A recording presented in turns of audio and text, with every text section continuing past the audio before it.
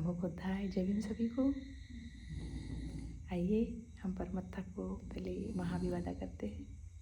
महाअभिवादन बुद्ध वचना चतुराशीति धम्मकंद सहस्राणि विशति आर्यमग्गा विशति सामान्य फला एका निब्बाना कि भाविन्या दोषाय फलेन भवति कानित।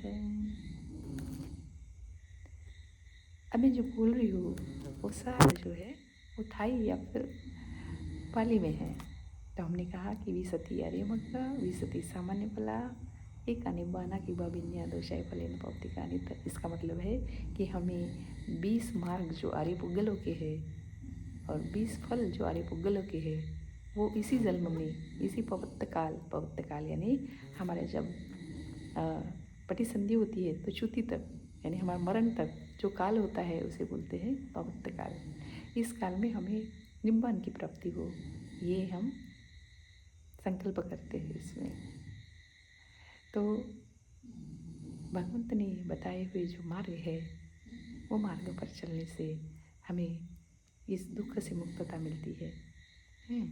तो जैसे भगवंत का जो मार्ग है वो जो पुण्यवान लोग होते हैं उन्हीं को मिलते हैं और वो पूर्व जन्म की जो कर्म होते हैं उसके उपाक से मिलते हैं। नहीं तो इस पृथ्वी तल पर कितने ही इंसान हैं, सभी को नहीं मिल पाता है भगवंत का ये मार्ग।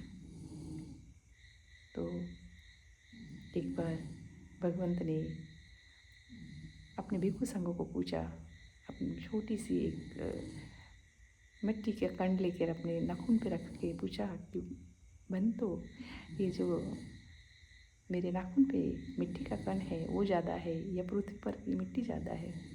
सभी ने कहा कि पृथ्वी के ऊपर की मिट्टी ज़्यादा है। भगवंत ने कहे ये जो मेरे नाखून के ऊपर मिट्टी का कण है उतने ही लोग धम्म में आगे जाते हैं, उन्हीं को निब्बान प्राप्त होता है, उन्हीं को इस दुख चक्र से मुक्तता प्राप्त होती है।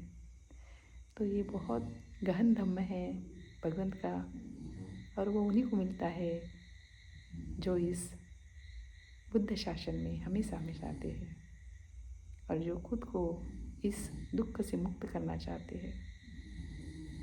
साधु साधु साधु न बुद्धि पानी बनता अनुमोदनी।